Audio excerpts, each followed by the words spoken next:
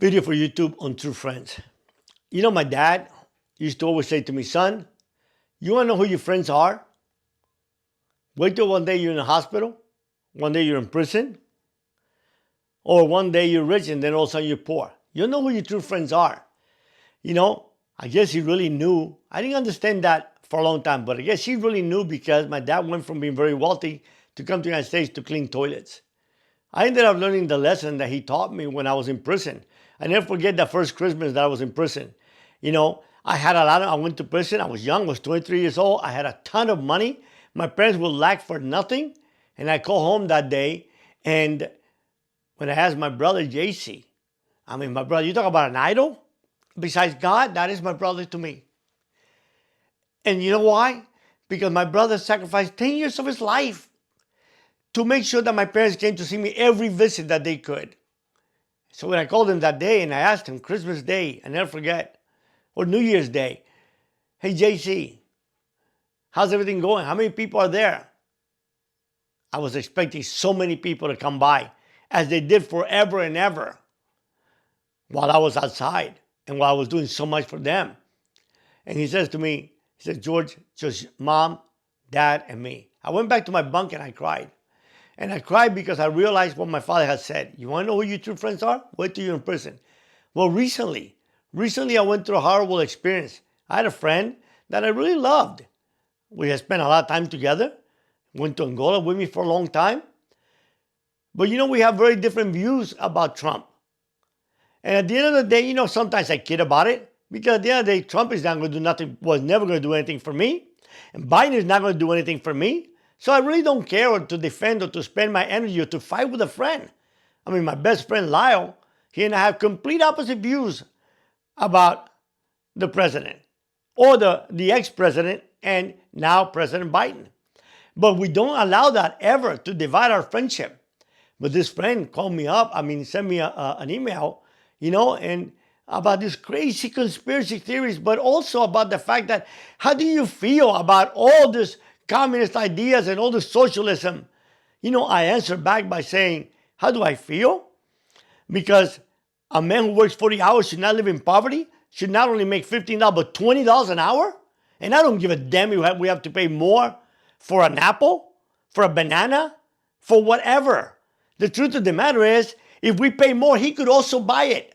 But unfortunately today, who can live on $7 an hour? Who can live on $15 an hour? So therefore, am I a communist or socialist because I want a human being that works 40 hours a day to support their family, has no education, but has worked all their lives to be able to bring home a dignified wage? Yeah, then damn it, I'm a socialist. Because I believe that people should not die as they are dying all over the United States rationing insulin because they cannot afford to buy insulin. In a country as rich as ours, people cannot afford to get sick. Do I believe that every human being in America should have health care as a right, not a privilege? Hell yeah, I do. And see, none of these things affect me because I make a lot more than $15 an hour. I did. And at the same time, I have health care. But it affects me when others less than me cannot afford that. So if that makes me a communist, yeah, so be it. But I never did any of my friends say, hey, how's it feel now that you got the big tax break that I benefited from? Because the stock market went up, stocks that I have, those companies bought the stock back, so my stocks went up. Yeah, I made a lot of money. But do you know what? It still didn't take away that pain and that hurt that I have over so many that have nothing, because I saw my father and mother have nothing. I saw them work for minimum wage. But a minimum wage in 1966 was much more than $7 an hour today. And they were able to save and buy a little house years after through their sacrifice. I saw them because they came to America and suddenly their education meant nothing here. So yeah, I know what it is. And I know what it is to see so many hurting, so many single moms, which to me are my heroes, knowing that, hey, how do I feed my child? How do I go on and educate and find a job while at the same time my child has to stay home and go to school? I heard from them. How about in a city where I live, that if you don't earn a minimum of over $10 an hour, you cannot rent a house? So therefore, there's these people working at McDonald's for $7 an hour, honest, working every day, 2 shifts. But you know what? That 2 shifts that equals $15, they don't count it as that because they only count 1 shift. And then you know what happens? They cannot rent a house. So you know where they're living? In this roach motels where in a regular 1-room motel, you have a whole family cooking, living, sleeping. Garbage in the dumpster sky high. Yeah, I heard about that. So you know why socialism would come to America? In reality, we don't have socialism. What people are trying to say, because we're living in a country that politicians are nothing but about scaring you. They want to scare you to death. They want you to be so fearful of the boogeyman. And there's your savior. But it's bullshit. None of them ever going to do nothing for you. Whatever you're going to do for yourself, you're going to do it for yourself through your hard work, sacrifice, and persistence. But they'll tell you, oh, all this stuff is going to happen. No, there's no communism. Socialism? Neither. Just people wanting to have a dignified life. In a country where the stock market goes through the roof and unemployment also through the roof, something disconnects. I used to tell my father, you know why communism came to Cuba? Very simple. When you have a country where 95% of the wealth is owned by 5% of the people, all you need is a charismatic person to come and say, hey, what have you got to lose? Isn't that how Trump convinced so many African Americans that voted for him the first time? Remember that? What have you got to lose? And he was right. Because they've been left behind. Except he didn't do shit for them either. You know how he convinced so many people out there in the mountains, out there in the countries of Virginia, Pennsylvania, that he was their savior. Honestly, did they believe that he was their savior? Probably not. But no one's done nothing for them. So you know what? Somebody new came along. Hey, we'll go with him. And that's how politicians are.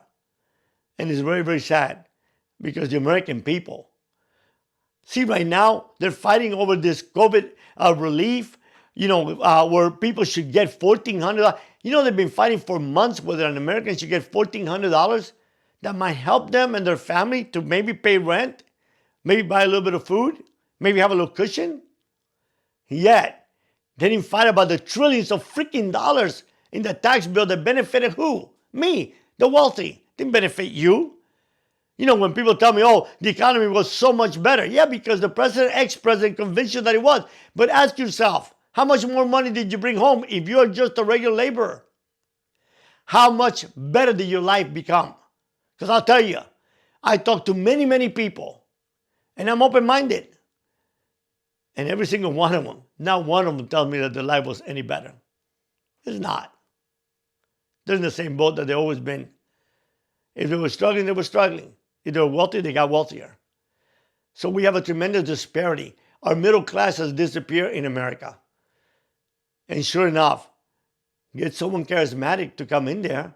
You think people give a damn? You have someone come in there and says, I'm going to erase your student loans, which is a mafia, which is the most horrific crime the U.S. government does. You can buy a house at 2% mortgage, but yet your interest for student loans is 6-7%. And universities charge more and more and more tuition. Why? Because you can borrow it. They don't give a shit that one day you're not going to be able to buy a house, that you're going to be indebted for the rest of your life with a stupid mortgage without a home called a student loan. So when someone comes in there and says, I'm going to wipe out your student loan, then right, 90% of people that have student loan will vote for that person. See? And that's what's really, really critical. That's what's going on in America today. Call it communism, socialism, whatever you want to call it. No, it's not. It's disparity of classes, disparity of income. It is the disappearance of the middle class. It is the part that we are so self-consumed that we don't give a shit about so many people going hungry. I'm pro-life. I said that. I'm anti-abortion. But I'm also pro a woman and her husband and their God deciding what they're going to do. Not me and the government. But here's the thing. I see all these people fight to make abortion illegal. That's going to hurt who? The poor. Because the rich. You think they want an abortion because it's illegal, they're not going to get one? They'll fly somewhere where they can get one. But at the same time, I ask myself, so all those babies that have been aborted, God, I wish to God they were not. But instead of fighting to make abortion illegal, why are you not doing something so that women feel when they get to that moment in their life that they can have support and be able to maintain that child? I don't believe there's a single woman out there that decides, I'm going to get pregnant so I can have an abortion. Because I've known 3 that had abortions, and all 3 were traumatized. So it's horrible. But I'm going to tell you something. You know why I believe that so many people, especially these Catholic leaders and evangelical leaders? Because it's a talking point. And at the same time, because an aborted child, they can fight for an aborted child because they don't have to educate them. They don't have to feed them. They don't have to house them. Why are they not feeding the 1 out of 5 children going hungry every day? Those are born. Why are they not fighting for those? Why are they not fighting for those people incarcerated through a very horrific judicial system and a sad and corrupt criminal reform that needs to come about, but a criminal penal system that is made to go after minorities? I know. I was there. I lived there for 10 years. So when you want to talk about socialism and when you want to attack President Biden, and I'm not a Democrat by no means, never have been, never voted in my life till now, ever for any Democrat. But here's the thing, when you want to talk about that, talk about what's the ailment of America. Talk about why we're not talking about mental health and all the people struggling with mental health. Why are we not?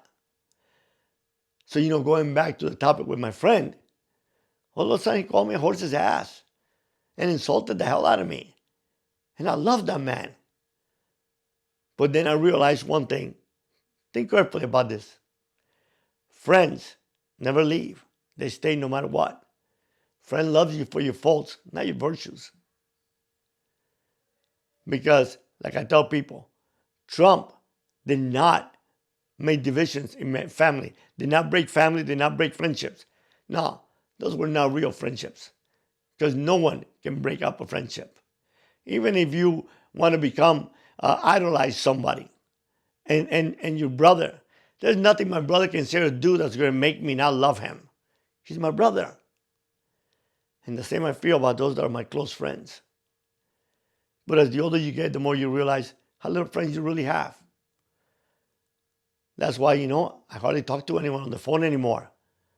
I don't watch social media. My wife monitors all my social media. And she does it just to get out our message, but don't go to Facebook or any of that. Why? Because I realized that I was falling into the same trap. I was beginning to feel hate and I was beginning to feel anger. Why?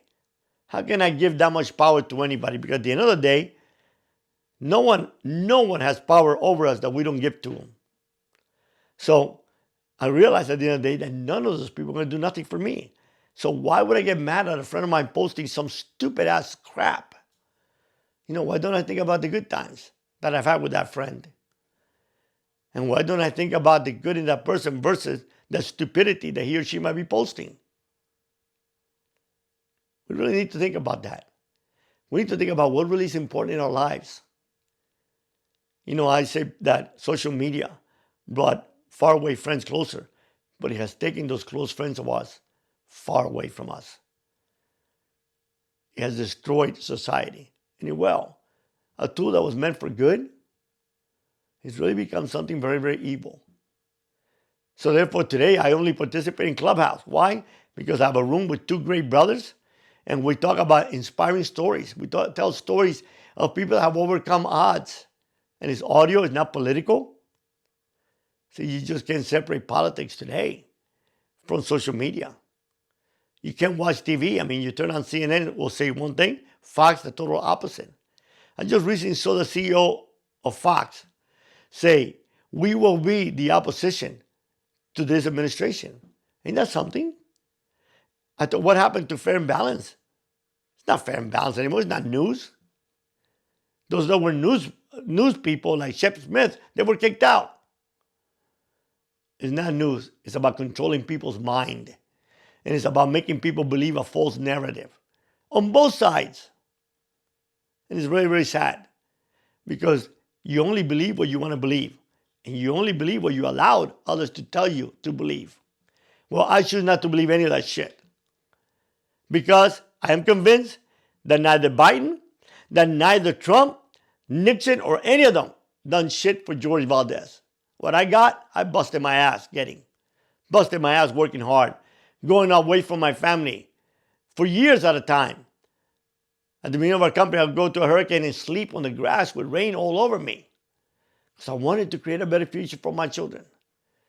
But I thank God that every day I ask God, I ask Him every day, please give me a heart for those that are hurting.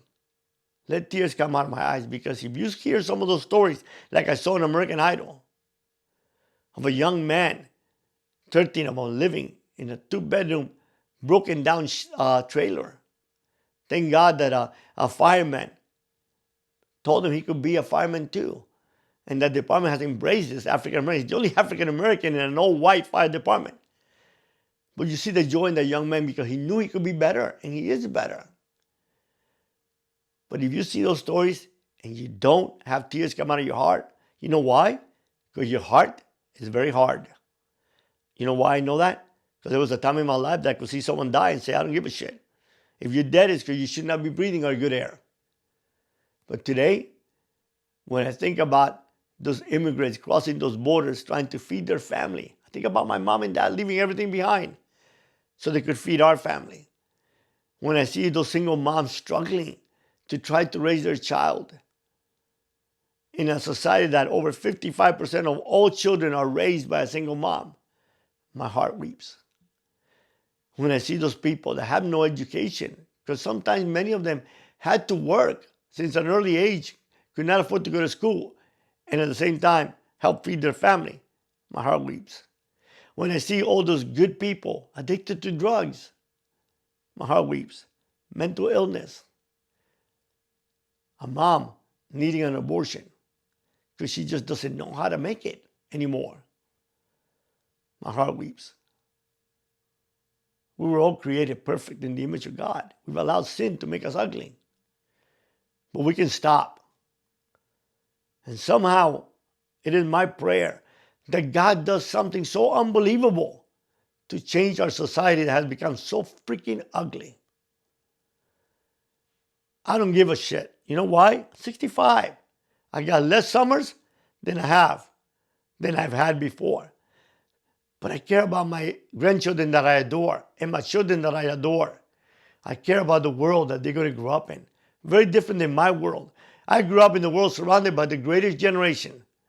Men and women who felt that they had problems in their marriage, but divorce was not an option. Men and women who'd rather be an hour early than a minute late. Men who went to serve a war that they didn't agree with, but to serve was an honor and a duty. Men who created the greatest country on earth. That's all disappear. Think about it. That was the true American dream. They work hard, they sacrifice. They save money, put their kids through school, eventually retire. And with the sale of their home or their retirement and their Social Security, they lived a decent life. But today, because we're so consumed with buying, consumerism, and having things, all the things that we think are going to make us happy that will never make you happy, then therefore we've abandoned everything that's important to us. And years come and years go. And then we get to a point where we're old. Our children don't care about us. You know why? Because we didn't care about them. Very, very sad. And we find ourselves lonely and alone. And when that happens, neither Biden or Trump is going to be there. Neither Republican or Democrat is going to be there. You know, listen, there's great honest. I think Mitt Romney is a great politician, a great man of God. But when you look at some of these people, when I look at Ted Cruz, I'm ashamed to be a Cuban. Because if a man told my wife that she was ugly and accused my father of killing J.F. Kennedy, I would never lick his ass. I'd be hating. I would be just thinking about everything I could do to destroy that man. But it's all about power. And you know what the thing about power? Fleas. I know it. I had enormous power. I have more power than those cheap-ass politicians have. It's gone. Didn't last. But you know what's not gone? The work that God's done in my life and what I feel for others. When I get letters from people whose life have been changed because they read my book, then I think about one man and myself sent almost 40,000 books to prison last year. How many men, women, and children? They said 10 inmates read one book. So did 400,000 read the books? 200,000? 250? Did they hear about a message of hope, redemption, salvation? I pray they did. And now we're making movies to send to them because 55% of all inmates cannot read or write. Very, very sad. But God will intervene and something will happen. And like every empire, this one too shall fall. So think about where you're putting your faith and your hope on. Are you putting it on a billionaire that plays golf and tells you that he's your savior but ain't shit? Are you putting on someone that tells you that he's going to save the world? Or are you putting it on the one that never changes, the one that's never lied to you, the one that created you, and the one that did the ultimate sacrifice one day and died for you? Think about that. If you do, I promise you, you'll be a lot more happy. And at the same time, as you look at so many of those you call your friends, trust me, if you have 3 friends, you got too many. But the greatest friends you always have is your mom, your dad, and some of your siblings. Think about it. Relatives, some, allow them not. Look what happened with that Republican congressman from Chicago and the letter he got from so-called family. You have disappointed us and you have disappointed God. What the hell does those people know about God? You think that you disappoint God because you vote to impeach Trump? If you do that, you're so freaking full of shit, you don't know God. And it's a shame because talking like that, what happens is so many that need God will look at you like I did when I was an atheist and say, what the fuck would I want to be like them? They're hateful. They're ugly. There's nothing attractive about them. That's why today I don't even call myself a Christian anymore. You know what I call myself? A follower of Jesus. That's who I follow. Because the so-called Christian leaders, look at them. They're all falling left and right. They're all getting ugly. Many of them are just for the power, the money they can get from you. The lies they tell you. How they talk to God about Trump, how was he elected president. But when he didn't, they don't apologize. You know, it's so easy for me to tell, God said this to me. I hated that. I've never said that to anybody. You know why? Because first of all, how can I prove that God did not say that to you or me?